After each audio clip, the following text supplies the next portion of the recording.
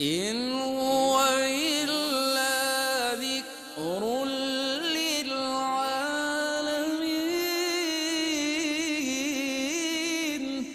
یہ قرآن تو صرف تمام جہان والوں کے لیے نصیحت ہے۔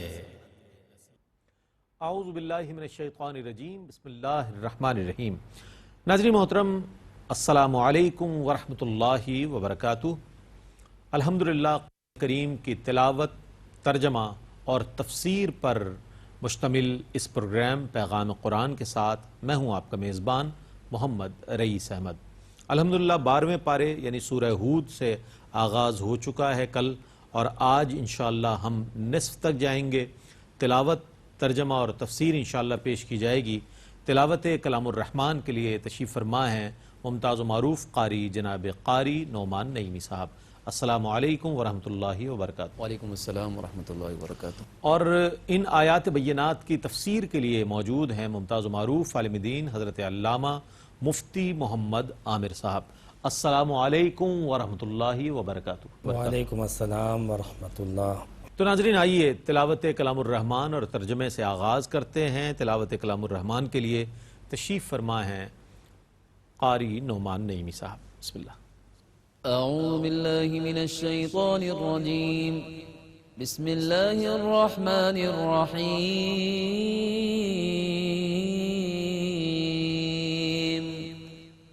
ونادى نوح ربه فقال رب إن ابني من أهلي وإن وعدك الحق وأنت أحكم الحاكمين. میں اللہ کی پناہ میں آتا ہوں شیطان مردود سے۔ اللہ ہی کے نام سے شروع کرتا ہوں جو نہایت رحم فرمانے والا بہت مہربان ہے۔ اور نوح نے اپنے رب کو پکارا سو کہا، بے شک میرا بیٹا میرے اہل سے ہے اور یقیناً تیرا وعدہ برحق ہے، اور تو تمام حاکموں سے بڑا حاکم ہے۔ قال يا نوح إنه ليس من أهلك إنه عمل غير صالح فلا تسألني ما ليس لك به علم إني أعظك أن تكون من الجاهلين. اللہ نے فرمایا، اے نوح وہ آپ کے اہل سے نہیں ہے، بے شک اس کے کام نیک نہیں ہیں، تو آپ مجھ سے اس چیز کا سوال نہ کریں جس کا آپ کو علم نہیں ہے، بے شک میں آپ کو نصیحت کرتا ہوں تاکہ آپ نادانوں میں سے نہ ہو جائیں۔ قال رب إني أعوذ بك أن أسألك ما ليس لي به علم وإلا تغفر لي وترحمني أكن من الخاسرين. نوح نے عرض کیا، بے شک میں اس سے تیری پناہ میں آتا ہوں کہ میں تجھ سے اس چیز کا سوال کروں جس کا مجھے علم نہیں ہے، اور اگر تو میری مغفرت نہ فرمائے اور مجھ پر رحم نہ فرمائے تو میں نقصان اٹھانے والوں میں سے ہو جاؤں گا۔ قيل يا نوح اهبط بسلام منا وبركات عليك وعلى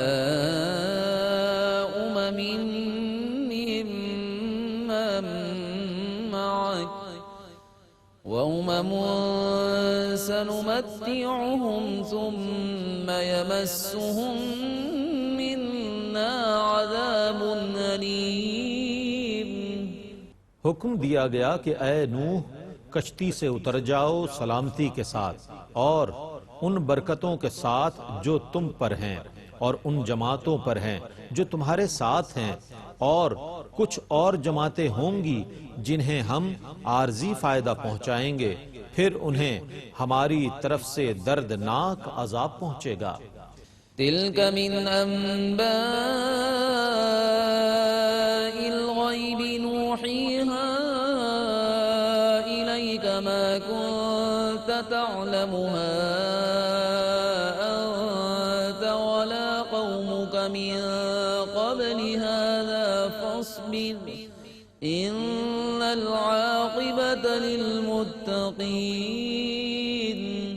یہ واقعات من جملہ غیب کی خبروں سے ہیں جن کی ہم آپ کی طرف وحی کرتے ہیں، جن کو اس سے پہلے نہ آپ جانتے تھے نہ آپ کی قوم، پس صبر کیجئے، بے شک نیک انجام متقین کے لیے ہے۔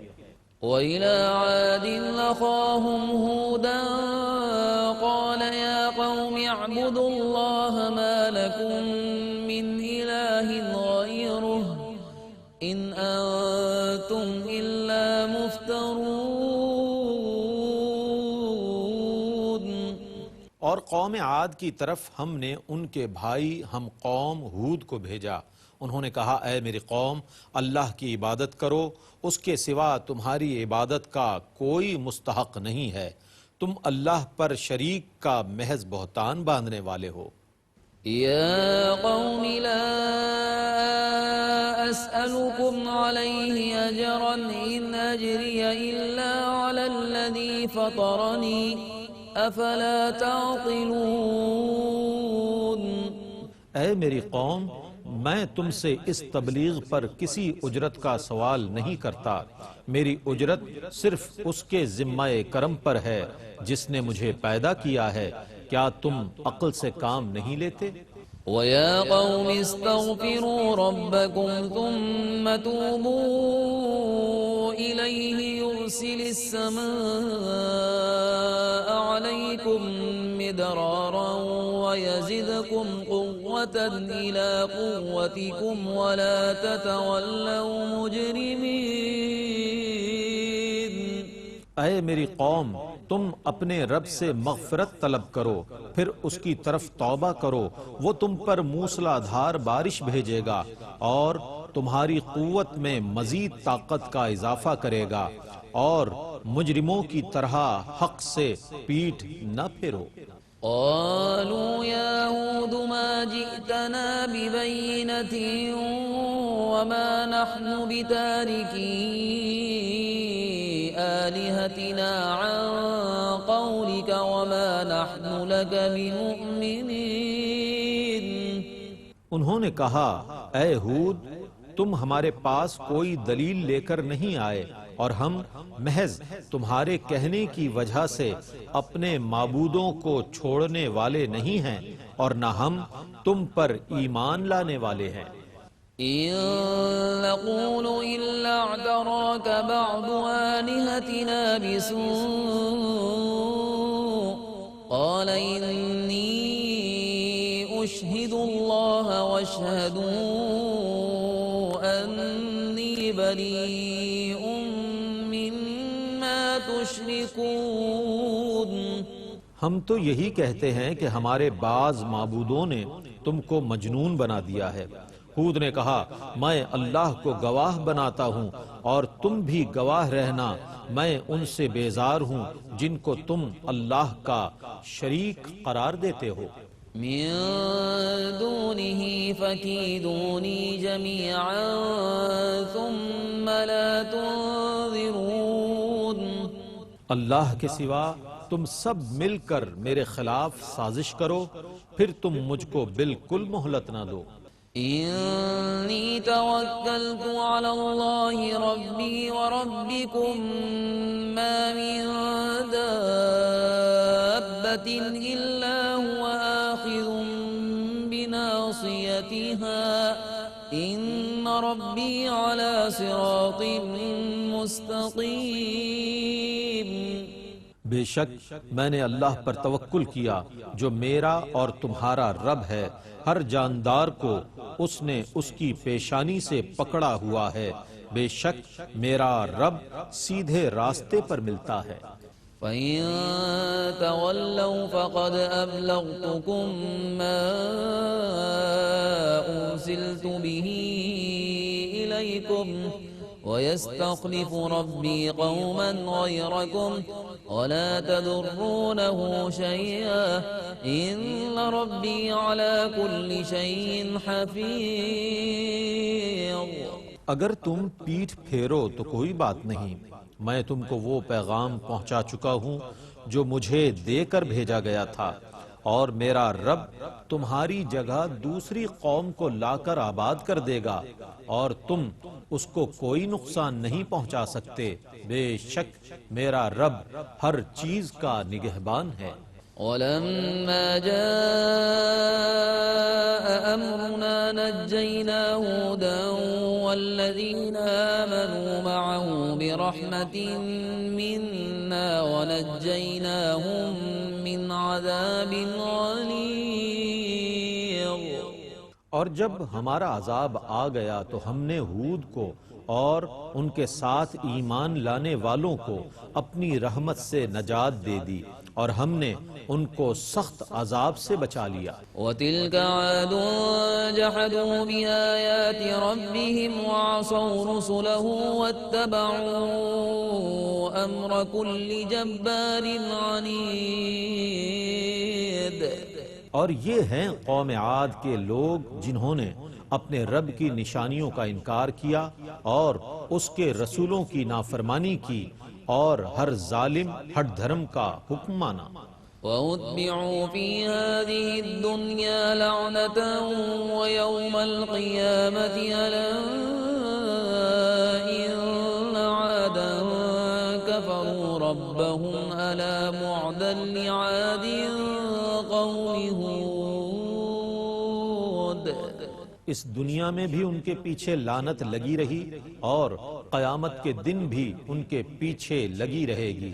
سنو، بے شک قوم عاد نے اپنے رب کا کفر کیا، سنو ہود کی قوم عاد کے لیے پھٹکار ہے۔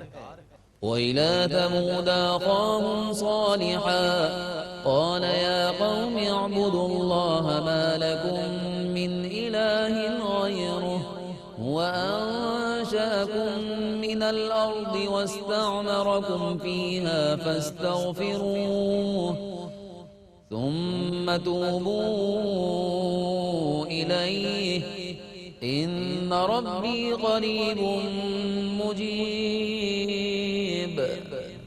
اور قوم سمود کی طرف ہم نے ان کے ہم قوم صالح کو بھیجا۔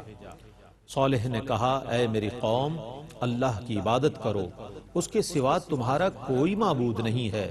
اس نے تم کو زمین سے پیدا کیا اور اس میں آباد کیا، سو تم اس سے مغفرت طلب کرو، پھر اس کی طرف توبہ کرو، پس میرا رب قریب ہے، دعا قبول کرنے والا ہے۔ قالوا يا صالح قد كنت فينا مرجوا قبل هذا أتنهانا أن نعبد ما يعبد آباؤنا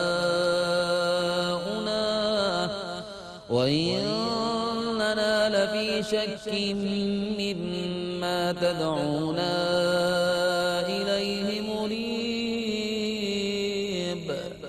انہوں نے کہا، اے صالح، اس سے پہلے آپ ہماری امیدوں کا مرکز تھے، کیا آپ ہمیں ان کی عبادت کرنے سے منع کرتے ہیں جن کی عبادت ہمارے باپ دادا کرتے تھے؟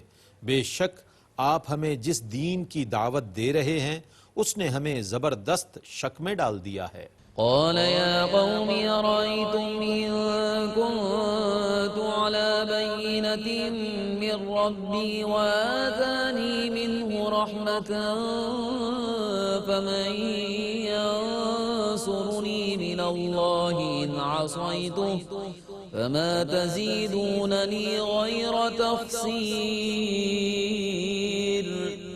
صالح نے کہا، اے میری قوم، یہ بتاؤ، اگر میں اپنے رب کی طرف سے روشن دلیل پر ہوں اور اس نے مجھے اپنی طرف سے رحمت عطا فرمائی ہو تو اللہ کے مقابلے میں میری کون مدد کرے گا؟ اگر میں اس کی نافرمانی کروں تو تم میرے لیے سوا نقصان کے کس چیز میں زیادتی کر رہے ہو؟ وَيَا قَوْمِ هَٰذِهِ نَاقَةُ اللَّهِ لَكُمْ آيَةً فَذَرُوهَا تَأْكُلْ فِي أَرْضِ اللَّهِ وَلَا تَمَسُّوهَا بِسُوءٍ فَيَأْخُذَكُمْ عَذَابٌ قَرِيبٌ۔ اے میری قوم، یہ اللہ کی اونٹنی ہے جو تمہارے لیے نشانی ہے، سو اس کو چھوڑ دو، یہ اللہ کی زمین پر کھاتی پھرے اور اس کو کوئی تکلیف نہ پہنچانا، ورنہ تم کو عن قریب عذاب پہنچے گا۔ فعقروها فقال تمتعوا في داركم 3 أيام ذلك وعد غير مكذوب۔ سو انہوں نے اس اونٹنی کی کونچیں کاٹ ڈالیں۔ تب صالح نے کہا تم صرف 3 دن مزے اٹھا لو، پھر تم پر عذاب آ جائے گا، یہ اللہ کی وعید ہے جو ہرگز جھوٹی نہیں ہوگی۔ فلما جاء أمرنا نجينا صالحا والذين آمنوا معه برحمة منا ومن خزي يومئذ إن ربك هو القوي العزيز۔ پس جب ہمارا عذاب آ گیا تو ہم نے صالح کو اور ان کے ساتھ ایمان لانے والوں کو اپنی رحمت سے اس دن کی رسوائی سے نجات دے دی، بے شک آپ کا رب ہی زبردست قوت والا، بہت غلبے والا ہے۔ وَأَخَذَ الَّذِينَ ظَلَمُوا الصَّيْحَةُ فَأَصْبَحُوا فِي دِيَارِهِمْ جَاثِمِينَ۔ اور ظلم کرنے والوں کو ہولناک چنگھاڑ نے آ دبوچا تو وہ اپنے گھروں میں گھٹنوں کے بل اوندھے پڑے رہ گئے۔ كَأَن لَّمْ يَغْنَوْا فِيهَا أَلَا إِنَّ ثَمُودَ كَفَرُوا رَبَّهُمْ أَلَا بُعْدًا لِّثَمُودَ۔ گویا کہ وہ ان میں کبھی رہے ہی نہ تھے۔ سنو، بے شک قوم سمود نے اپنے رب کا کفر کیا، سنو قوم سمود کے لیے پھٹکار ہے۔ وَلَقَدْ جَاءَتْ رُسُلُنَا إِبْرَاهِيمَ بِالْبُشْرَى قَالُوا سَلَامًا قَالَ سَلَامٌ فَمَا لَبِثَ أَن جَاءَ بِعِجْلٍ حَنِيذٍ۔ اور بے شک ہمارے فرشتے ابراہیم کے پاس بشارت لے کر آئے، انہوں نے کہا سلام، ابراہیم نے جواباً کہا سلام، پھر تھوڑی دیر بعد وہ گائے کا بھنا ہوا بچڑا لے آئے۔ فَلَمَّا رَأَى أَيْدِيَهُمْ لَا تَصِلُ إِلَيْهِ نَكِرَهُمْ وَأَوْجَسَ مِنْهُمْ خِيفَةً قَالُوا لَا تَخَفْ إِنَّا أُرْسِلْنَا إِلَى قَوْمِ لُوطٍ۔ پھر جب ابراہیم نے دیکھا کہ ان کے ہاتھ کھانے تک نہیں بڑھ رہے تو ابراہیم نے ان کو اجنبی سمجھا اور اپنے دل میں ان سے ڈرنے لگے۔ فرشتوں نے کہا آپ مت ڈریں، بے شک ہمیں قوم لوط کی طرف بھیجا گیا ہے۔ وَامْرَأَتُهُ قَائِمَةٌ فَضَحِكَتْ فَبَشَّرْنَاهَا بِإِسْحَاقَ وَمِن وَرَاءِ إِسْحَاقَ يَعْقُوبَ۔ اور ابراہیم کی بیوی جو کھڑی ہوئی تھی وہ ہنس پڑی تو ہم نے اس کو اسحاق کی پیدائش کی خوشخبری سنائی اور اسحاق کے بعد یعقوب کی۔ قالت یا ویلتا أألد وأنا عجوز وهذا بعلي شيخا إن هذا لشيء عجيب۔ سارا نے کہا ارے دیکھو کیا میں بچہ جنوں گی حالانکہ میں بوڑھی ہوں اور میرے یہ شوہر بھی بوڑھے ہیں، بے شک یہ عجیب بات ہے۔ قالوا أتعجبين من أمر الله رحمة الله وبركاته عليكم أهل البيت إنه حميد مجيد۔ فرشتوں نے کہا کیا تم اللہ کی قدرت پر تعجب کر رہی ہو؟ اے اہل بیت، تم پر اللہ کی رحمتیں اور برکتیں ہوں، بے شک اللہ حمد و ثنا کا مستحق بہت بزرگ ہے۔ فلما ذهب عن إبراهيم الروع وجاءته البشرى يجادلنا في قوم لوط پھر جب ابراہیم کا خوف دور ہو گیا اور ان کے پاس بشارت پہنچ گئی تو وہ ہم سے قوم لوط کے متعلق بحث کرنے لگے۔ إن إبراهيم لحليم أواه منيب بے شک ابراہیم بردبار اللہ سے آہو زاری کرنے والے اور اس کی طرف رجوع کرنے والے تھے۔ يا إبراهيم أعرض عن هذا إنه قد جاء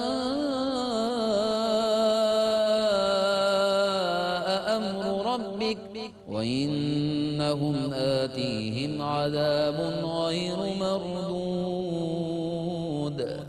اے ابراہیم اس بات کو چھوڑو، بے شک آپ کے رب کا حکم آ چکا ہے، بے شک ان پر ایسا عذاب آنے والا ہے جو ٹلنے والا نہیں ہے۔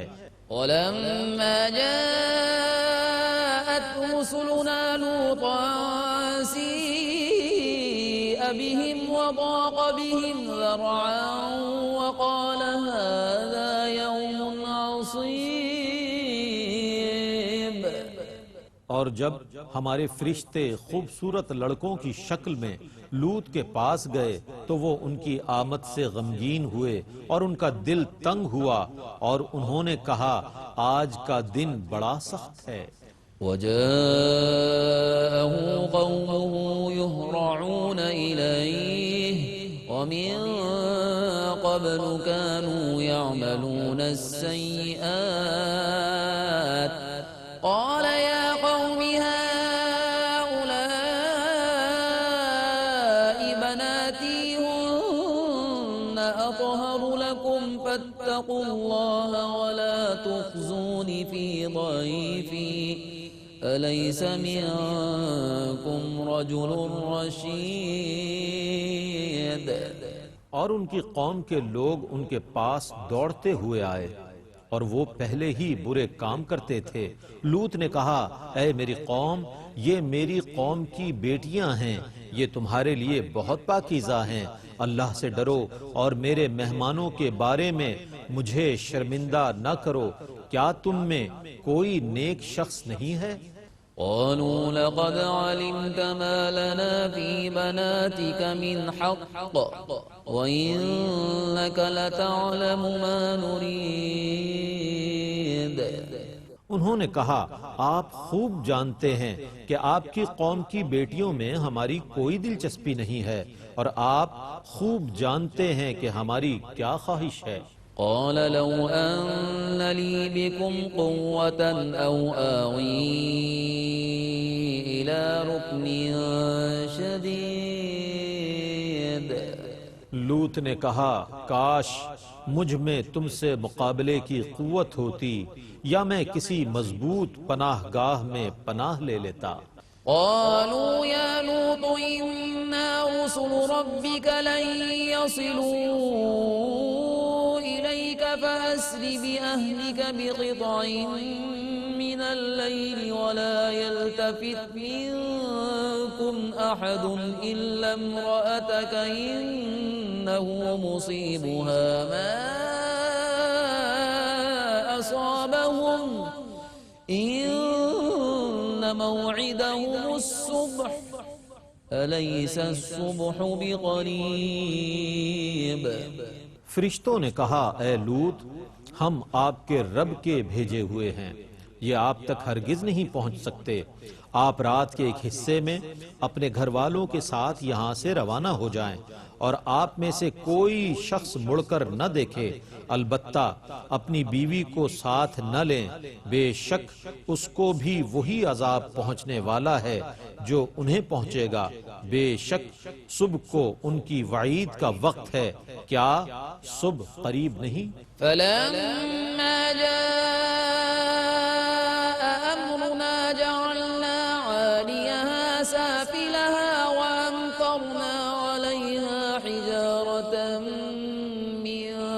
سجيل منضود مسومة عند ربك وما هي من الظالمين ببعيد. سو جب ہمارا عذاب آ پہنچا تو ہم نے اس بستی کے اوپر کے حصے کو اس کے نیچے کر دیا اور ہم نے ان کے اوپر پتھر کے کنکر لگاتار برسائے جو کنکر آپ کے رب کی طرف سے نشان زدہ تھے اور یہ سزا ان ظالموں سے کچھ دور نہ تھی. ناظرین محترم، الحمدللہ تلاوت کلام الرحمن اور ترجمہ پیش کیا گیا، اور اب تفسیر کے لیے میں ملتمس ہوں حضرت علامہ مفتی محمد عامر صاحب کی خدمت میں کہ ان آیات بینات کی تفسیر فرمائیں. شکریہ رئیس بھائی. بسم اللہ الرحمن الرحیم. سورہ ہود، چوتھا رکوع، 12واں پارہ. حضرت نوح علیہ السلام کے واقعے پر کل گفتگو جاری تھی، جس میں حضرت نوح علیہ السلام کی قوم کو جب انہوں نے عذاب کے لیے باقاعدہ للکارا تھا تو اللہ رب العزت نے حضرت نوح علیہ السلام کو باقاعدہ جو ہے وہ فرمایا کہ اب آپ ایک کشتی تیار کریں، کیونکہ حضرت نوح علیہ السلام کی قوم پر جو عذاب آنا تھا وہ عذاب طوفان تھا، نوز فلڈ کہا جاتا ہے، معروف ہے. بڑی اس پر تحقیق کی گئی، سائنسدانوں نے بھی تحقیق کی، اس کے اثرات، نتائج، وہ چیزیں تک اب شواہد موجود ہے. باقاعدہ جس جگہ کشتی رکی جودی پہاڑی پر، وہ جگہ کشتی کے نشانات، بلکہ ایک عرصے تک وہ کشتی کا اسٹرکچر بھی موجود پایا گیا جس کو باقاعدہ لوگوں نے دیکھا تھا. تو حضرت نوح علیہ السلام کو اللہ رب العزت نے کہا کہ آپ ایک کشتی بنائیں ہمارے سامنے. اور میں یہ بات بتاؤں کہ یہ وہ کشتی ہے، کشتی کا سب سے پہلا تصور، بحری بیڑے کا سب سے پہلا تصور، یعنی یہ انوینشن، یہ ایجاد حضرت نوح علیہ السلام کی ہے باقاعدہ، کہ وہ اتنی بڑی کشتی کہ جو تقریباً ایک قول کے مطابق 300 گز اور ایک قول کے مطابق 1200 گز. اسی طرح اس کی چوڑائی کے بارے میں بھی دو اقوال آتے ہیں، جہاں 300 گز لمبائی بتائی گئی ہے وہاں پہ تقریباً 50 ہاتھ چوڑائی، اور ایک قول کے مطابق 600 گز خالی اس کی چوڑائی تھی، اور تقریباً جو ہے وہ اس کی اونچائی جو ہے وہ 30 سے 40 فٹ تھی. اور یہ 3 منزلہ کشتی تھی جس میں ہر منزل کے درمیان فاصلہ 10 گز کا تھا. 3 منزلہ اس لیے تھی کہ پہلی منزل پہ سارے چوپائے جانور رکھے گئے تھے، دوسری پہ پرندے اور تیسری پہ سارے انسان آباد تھے. اور یہ تقریباً حضرت نوح علیہ السلام کے گھرانے کے ساتھ 80 افراد تھے، کیونکہ حضرت نوح علیہ السلام کے گھرانے کے تقریباً 7 افراد تھے. خود حضرت نوح علیہ السلام، ان کے 3 بیٹے اور تینوں بہو، تو یہ 7 افراد ہوئے. حضرت نوح کی اہلیہ وائلہ موجود نہیں تھی، حضرت نوح کے ایک بیٹے کنعان یہ بھی موجود نہیں تھے. یہ حضرت نوح علیہ السلام کے نافرمانوں میں سے تھے.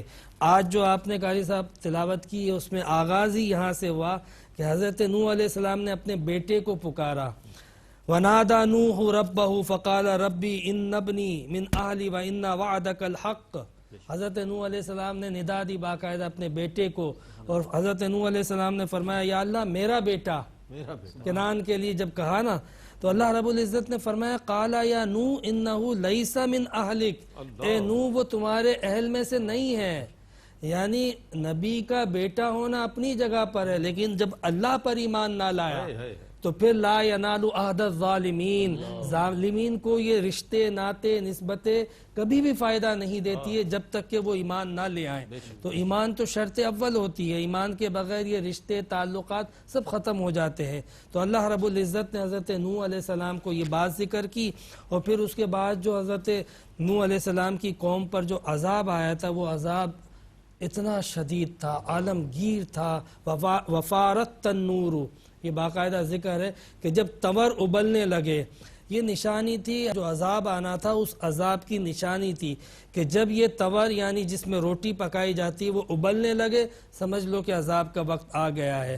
اور بعض مفسرین نے کہا یہ خاص قسم کا تور تھا جو حضرت حوا علیہ السلام سے باقاعدہ یہ نسل در نسل جو ہے وہ حضرت نوح علیہ السلام تک پہنچا تھا.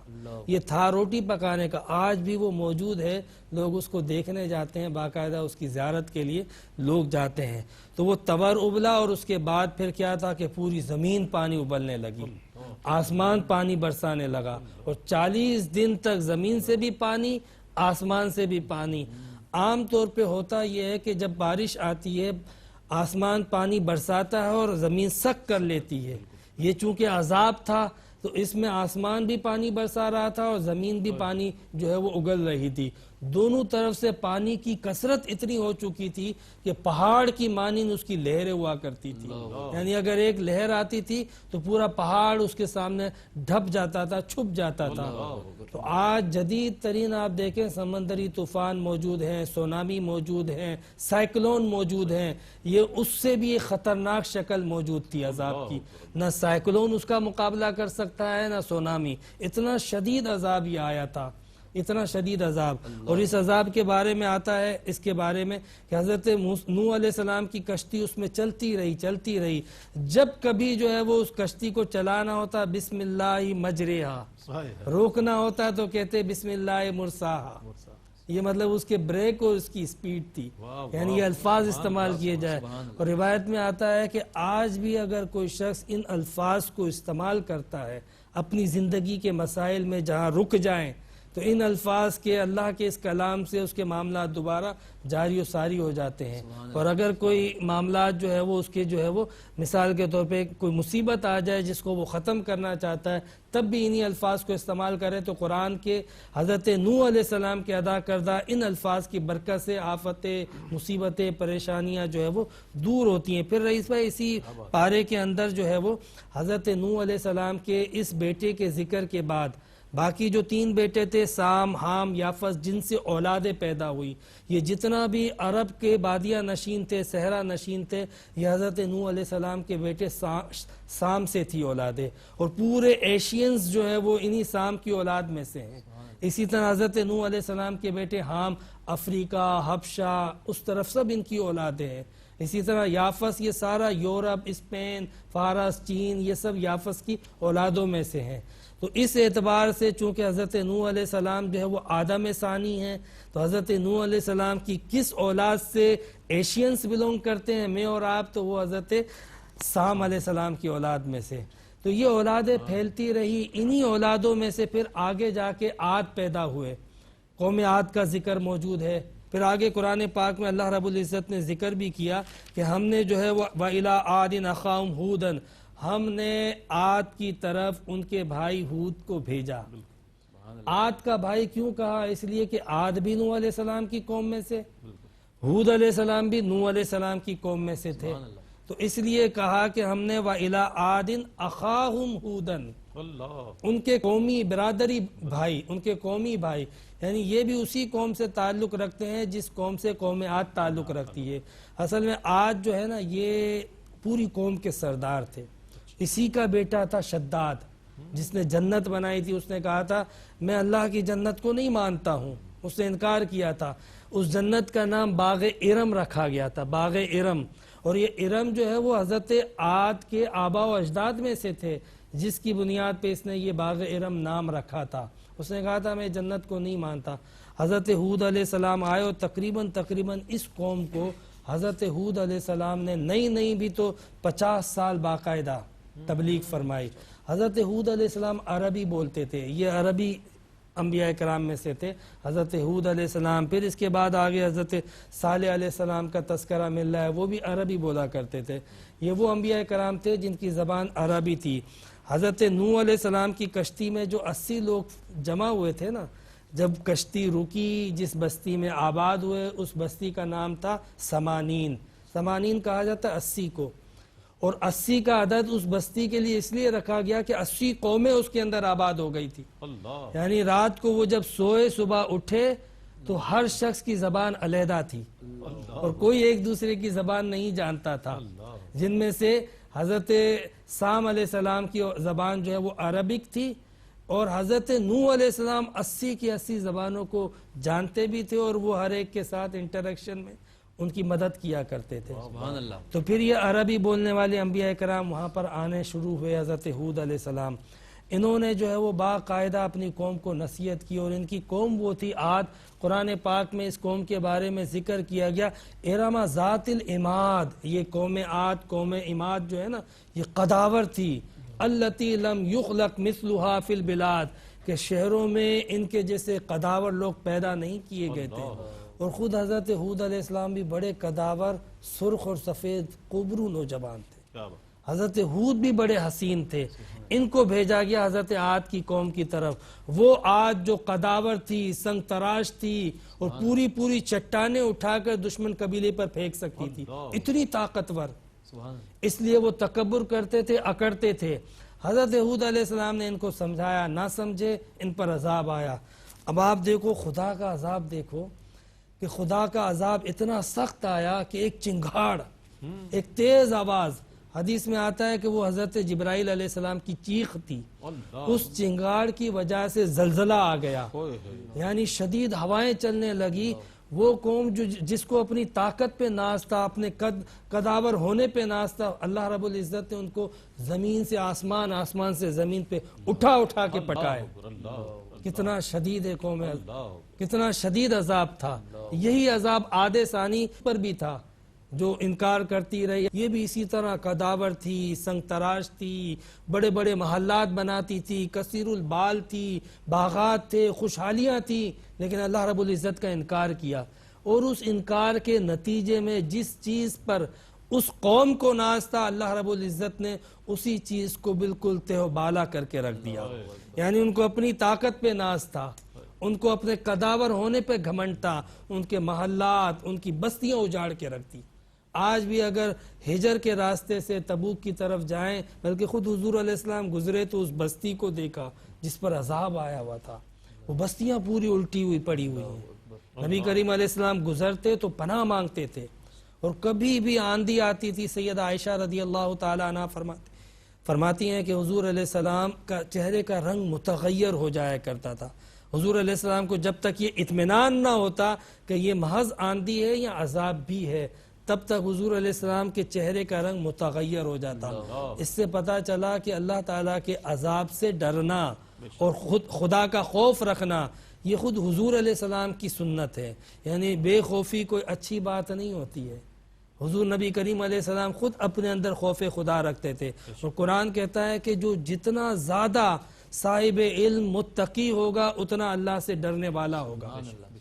یعنی خوف خدا جو ہے وہ تقوی کی، علم کی اور نیک ہونے کی علامت ہے، کہ بندہ جتنا اس کی بارگاہ میں مقرب ہوگا، اتنا اس کے اندر خوف خدا ہوگا۔ تو حضور نبی کریم علیہ السلام اس بستی سے گزرتے تھے، ہجر کی بستی سے، جو ادھڑی ہوئی پڑی ہوئی ہیں، الٹی پڑی ہوئی ہیں، تو آپ علیہ السلام اللہ رب العزت سے پناہ مانگا کرتے تھے۔ اور سورہ ہود اور اس کی جو بہن ہے، یعنی ملتی جلتی جو صورتیں ہیں، اس کے بارے میں خود حضور فرماتے ہیں، ہود اور اس کی بہنوں نے مجھے بوڑھا کر دیا۔ یعنی آپ دیکھیں، قوم نوح کے عذاب کا ذکر، قوم ہود کے عذاب کا ذکر، قوم لوط کے عذاب کا ذکر، حضرت ابراہیم علیہ السلام کے پاس جو فرشتے آئے تھے اس عذاب کا ذکر، طرح طرح کے عذابات کا اس کے اندر، حضرت صالح علیہ السلام کا بھی ذکر ہے، جو بھی قاری صاحب نے تلاوت بھی فرمایا تھا کہ اس کی قوم نے باقاعدہ کونچے یعنی ٹانگیں کاٹ دی، ایک وہ اونٹنی جو اللہ نے معجزتاً بھیجی اس کو مار دیا۔ پھر نتیجہ کیا آیا کہ اللہ تبارک و تعالیٰ کی حرمت کا جب آپ نے احترام نہ رکھا تو اس قوم پر بھی عذاب آیا۔ اللہ رب العزت سے پناہ مانگے کہ اللہ تعالیٰ ہم سب کو اپنی اطاعت کی، اپنی فرما برداری کی توفیق عطا فرمائے، اور یہ جو قرآن کا پیغام ہے اس پیغام کو عام کرنے کی اور اس پر عمل کرنے کی توفیق عطا فرمائے۔ وآخر دعوانا ان الحمدللہ رب العالمین۔ جزاکم اللہ خیر۔ مفتی صاحب بہت خوبصورت انداز میں تفسیر فرما رہے تھے۔ ناظرین گرامی، آج 12ویں پارے کی تلاوت، ترجمہ اور تفسیر پیش کی گئی۔ اللہ رب کریم سے دعا ہے کہ قرآن کا پڑھنا، سننا، سمجھنا اپنی بارگاہ میں قبول فرمائے، اور قرآن کریم کے فیوز و برکات ہمیں دنیا میں بھی عطا فرمائے اور آخرت میں بھی عطا فرمائے۔ اس کے ساتھ ہی اپنے میزبان محمد رئیس احمد کو اجازت دیجیے۔ اللہ حافظ۔ إن هو إلا ذكر للعالمين۔